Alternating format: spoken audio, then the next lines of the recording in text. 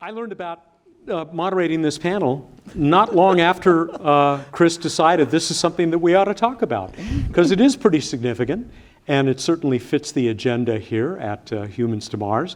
And we have two great people to talk about it. Rick Davis, old friend, Assistant Director for Science and Exploration in the SMD, Science Mission Directorate at NASA, and Tim Cichan is the Space Exploration Architect at Lockheed Martin, and a past participant in H2M as well, right? He leads a multidisciplinary team of engineers who figure out how to help astronauts and robots visit the moon, asteroids, and Mars, and he was, not too long ago, the Orion system architect. And so that's also pretty exciting, I would say. There is this new program, MEP, Mars Exploration Program. 9 companies, 12 awards, right, Rick? Tell us more. If we can get the slides, or how do we do the slides? Make sure. Do we have the advance button? You There. can just call for it. So I'll give you, first of all, it's delightful to be here because there's so many great ideas here, and it's great to be here with you two.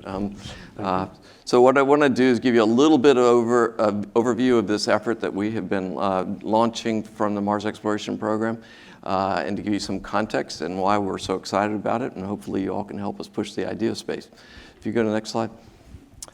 So about 3 years ago, we got the new decadal, and once we received that, and we had a number of other inputs that we were looking at, we kicked off essentially a 2-year effort to write a future plan for the Mars Exploration Program. And what you're seeing on this slide are 3 major focus areas, and what I'm going to do is try to tie that to what we're doing on commercialization, hopefully here. First of all is exploring the potential for Martian life.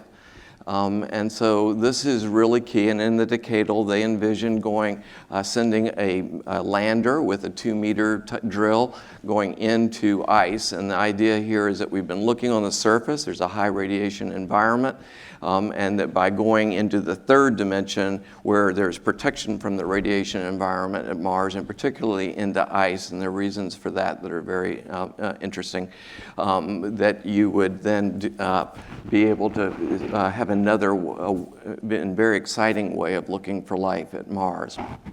So that's one piece here. Secondly, then there's support exploration of human exploration of Mars. And I'm not going to talk about the one a lot of people think about, which is ISRU. I'm going to talk about ice science. And we had some really exciting work that was done that looked at when humans go coring into the ice, much like we do in Antarctica. We learned so much from that, and it's not just about the search for life, it's about climate and how climate evolved on the planet. You essentially get a snapshot in a core, and also you get tremendous insights for geology. And so that's one key piece. And finally, there's this very fuzzy phrase, discover dynamic Mars. And we've got to the point now where we really want to understand Mars as a system. So think of weather satellites. We don't just have one weather satellite around Earth. We have multiple weather satellites around Earth that are looking at it and can do change detection, and that's a really key component. Similarly, we have multiple weather stations. There's a weather station at every single airport practically, and we use that to help us understand and build our models of that. To do that at Mars is really challenging with the current paradigm because that requires multiple satellites or multiple landers that are trying to do this. So the only way that becomes possible is to dramatically lower the cost of getting out to Mars. So you sort of get hints of where I'm going with this. Let's go to the next slide if we could, please. So everyone, in fact, the panel just before us talked about the challenging budget environment. We were very familiar with that. We are also, the agency's very committed to the Artemis program. It's a really key next step. We also have another challenge, which is the Mars Relay Network is getting very old. The Mars Reconnaissance Orbiter, for example, was launched in 2005. Tim would know how long it was supposed to live on its prime mission, but it's way, way past that. And so the point being is that that whole network is getting old. Now, that's to maintain things as they are. But if you were talking about next generation sensors, so high resolution imaging, where you were trying to send back more than 4% of the planet, which we've done in approximately 15 years. If If you're trying to send significantly more data back, you're going to need to go to another way of relaying information.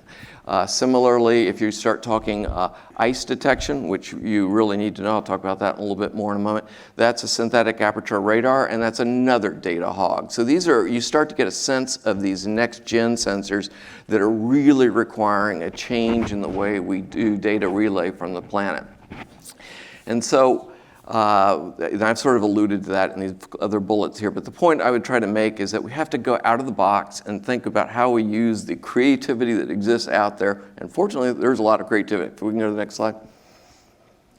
And that is what industry is doing in low Earth orbit. Actually, it's not just in low Earth orbit. There's CubeSats, of course, as I allude to here, but these constellations, for example, that SpaceX is putting up or Blue are putting up, these are massive constellations, and they're achieving economies of scale that the government doing one-offs because no one else can afford it is really not the right entity to do it. So if you go down to, for example, into Boca Chica, you'll see 20 starships in production lines right now. That's a rough number, but there's more Raptor engines than I could even count down there, for example. And so that's one stimuli, which is what's occurring there. Another stimuli is what the CLIPS program is incentivizing and encouraging. And Commercial lunar payload. Commercial lunar payload, thank you so much. And the third one is the Department of Defense, because they have the same problems that NASA has in many respects, where they are trying to reduce the cost to do more. And so they are incentivizing tremendous innovative and higher risk work in the industry. And all three of those are creating a very significant opportunity space, we believe. And so So let's go to the next slide if we could, please. So as part of the Mars Future Plan, we identified some initial steps that we could do. And so we kicked off, one of those initial steps is actually assessing industry interest in operating out at Mars. And so let me talk about that. That's commercial services. That's not a subcontractor role to the government. That is the company owns and operates these services. So for example, if you're, I'll use Blue Origin this time, just to mix them up. So Blue Origin, we contract for a thing. They own the vehicle, they manage it, they do everything, and then we ride along with it, for example. And they literally own and operate the whole thing. Similarly, for some of these CLIPS missions, they own and operate the whole thing. It's under fixed price. And we use the same thing for commercial cargo and commercial crew. Cargo has resulted in significant cost reductions for the agency, and it's a much maturer program, but it points the way of what's possible. And a key thing to realize is that once you get out into deep space, the delta V, that's what an aerospace engineer calls it, but it's really the energy, and therefore how much energy or propellant you can think of it that way, you have to use to go from point A to point B in space. The delta V requirements for going out to the moon are basically the same thing as going out to Mars. So the only difference, really, if you conceptualize it that way, and that's a gross simplification, but it's not too far off the mark, is the length of time it has to operate. And the one encouraging piece of news is that these satellites in space, I'm not talking about landers, I'm talking about the whole in-space piece, last a lot longer than we originally expected. For example, the Mars Reconnaissance Orbiter, for example, that you guys built, was launched in 2005. I forget the original, but it wasn't very long, and you all can do the math. It's been up there a long, long time and still operating amazingly. So that gives encouragement that these commercial solutions that may not originally have been designed for Mars could be pushed out there for that. I think that's all I want to say. Next slide. Next slide, if we can. Okay, so we decided we were going to see if industry was interested. I'll tell you, as one of the co-leads for this, I was just hoping for 20. I never imagined we'd have 100 people show up at this thing. And then we went and did site visits. And I will tell you that I think all of us on these site visits were astounded at the level of sophistication and capability that existed because of those three forces that I mentioned, the CLIPS, the Department of Defense, and these constellations in terms of goosing industry into really doing amazing things. It was astounding. And we did 11 site visits as a result of the homework after that industry day. And we really got a very positive indication that industry would be interested in potentially assessing a services paradigm all the way out to Mars. And so we released this RFP. I think you can go to the next slide if you would, please. It was in 4 areas. So it's spacecraft delivery. This is much like cargo, if you really conceptualize it that way. And so we did a big cargo delivery and a small cargo delivery so that we can open up the envelope that's there. And what we found out as we got smarter and smarter about what industry is doing is that if you're delivering, you can do payload hosting too, because you just have ports, you standardize the ports, you leave them attached, and that's payload hosting.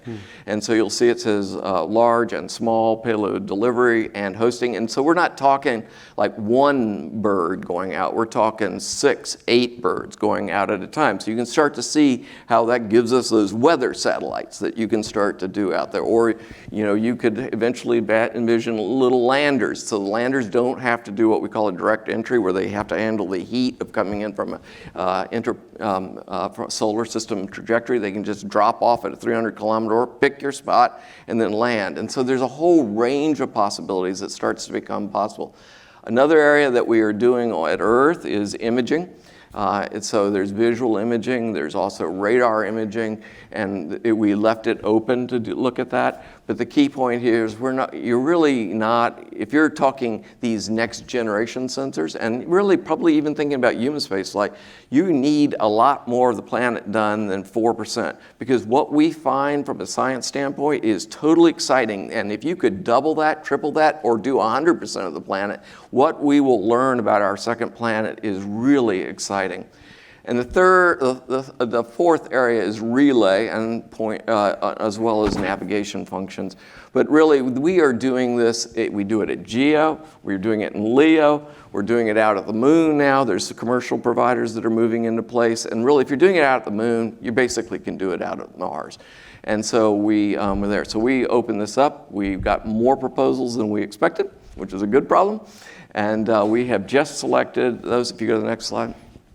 No, actually, I want to mention this because we've been very fortunate because we have been able to work in full partnership with industry on getting feedback along the way, as well as even drafting out these guiding principles for what a potential program might need to do. And because in the end, this is about American industry and expanding that. And that is really exciting for not just industry, but for NASA, for the federal government, and all those things, because in the end, this is about jobs for American students coming up through the system. And if you can create the next generation jobs, wow, that's like magic. Let's go to the next slide.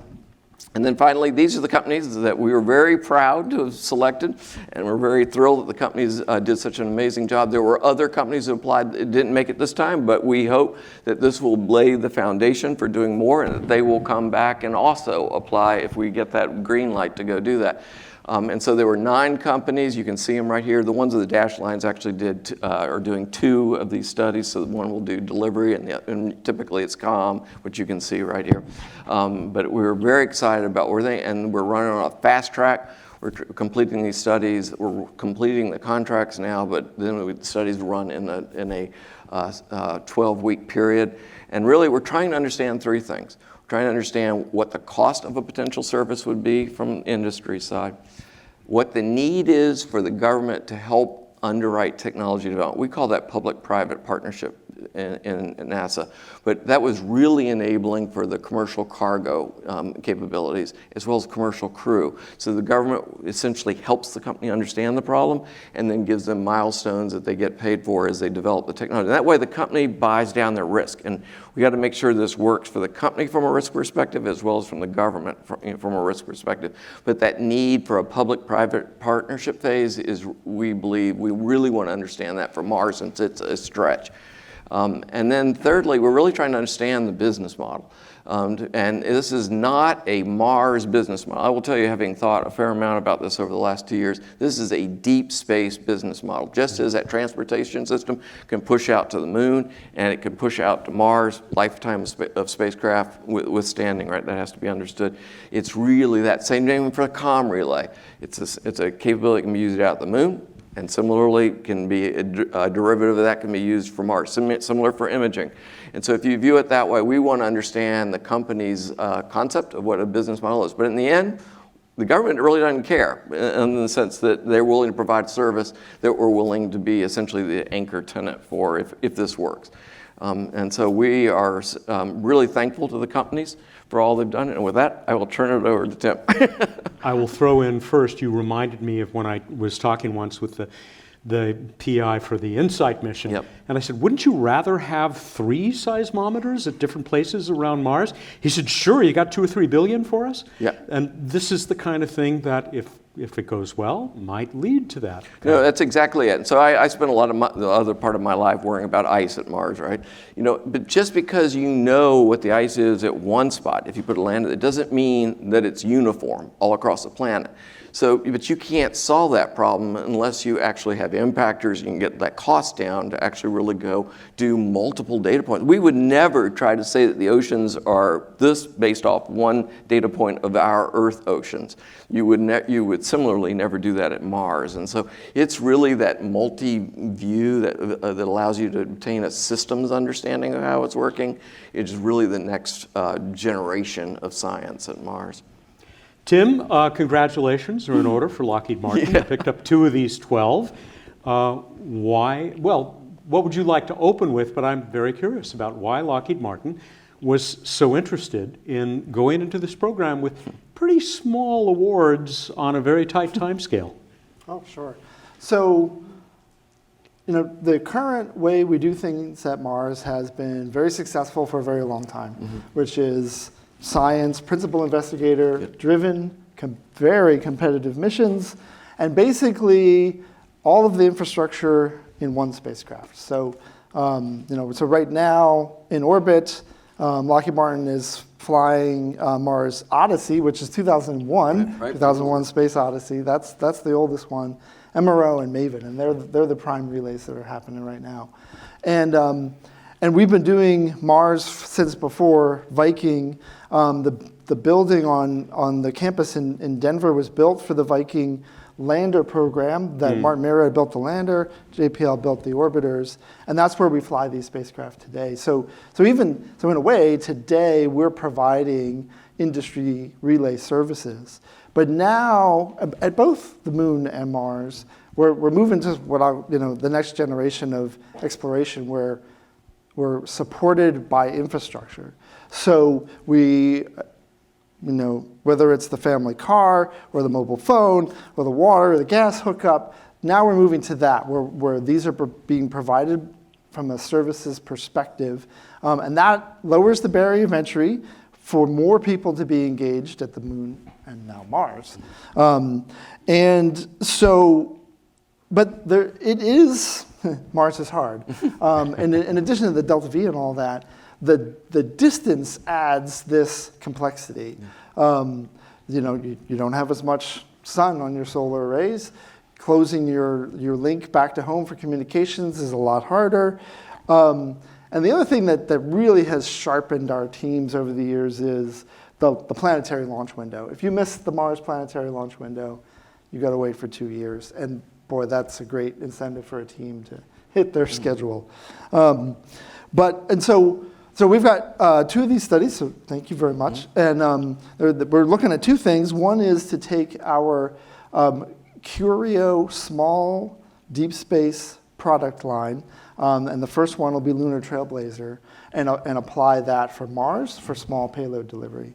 And what we're finding in these distributed architectures is the 6U and the 12U CubeSats don't really cut it.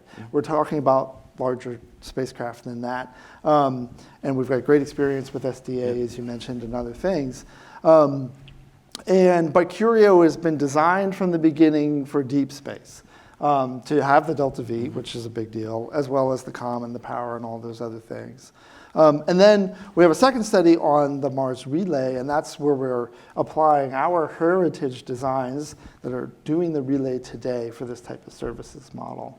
And when appropriate, the services model is great. Even on Orion, for Exploration Flight Test 1 in 2014, there was a data buy. NASA had never owned the spacecraft. And we like working in that environment if it makes sense, like for infrastructure services.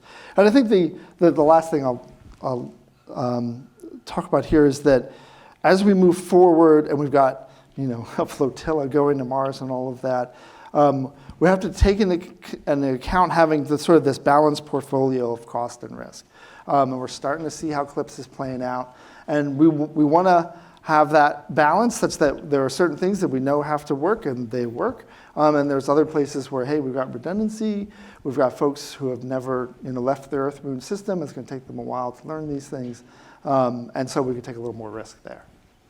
Yeah, can I add 3 things real fast? Sure, briefly, and because we'll get to the audience. Yeah, perfect, thank you. So one thing about COM is that, so at Mars, Tim alluded to it, but to save costs, we combine COM with the science birds. The birds are down low, and so what that means is the daggone planet blocks you a big chunk of the time, and so you can't relay during that time. So there are 2 ways to solve it. You go to a high altitude birds that are actually there, and you can dramatically increase your total data return from the planet by just doing that. We did that at Earth. That's what geosynchronous satellites do, for example. Later on, you can go to things like what we're seeing now, these low Earth constellations, but that's a massive investment to put that in place. The second thing I would allude to is a lot of these systems are looking at what we call solar electric propulsion, or we call it SEP, chem systems. And the beauty of the SEP chem systems is that they actually get you out of the 26-month launch windows. You can launch whenever. And that buys a lot of flexibility if you've got a mission that's running late. Now, you might tootle around the solar system for a long time and arrive roughly at the same time, but you can delay the launch. And that kind of flexibility is potentially really exciting. And lastly, the trick to doing this is don't overdo the requirements. So we have to genericize those. We need industry to push back on us to say, look, if we can use these standard ESPA ports, we know how to do those things, and you make your payload fit to those standard ports. And that is crucial for success from what we have learned from commercial cargo, commercial crew, commercial comm, and CLIPS. And we just have to really take that to heart, which means the government has to let go a little bit, and be a customer. I would love to talk more about what this indicates about the evolution within NASA of opening up opportunities like this. But rather than do that, with only about 3 minutes left, and as I said, we're already in the bonus period, are there questions from out there about the Mars Exploration Program? Hi, come on up.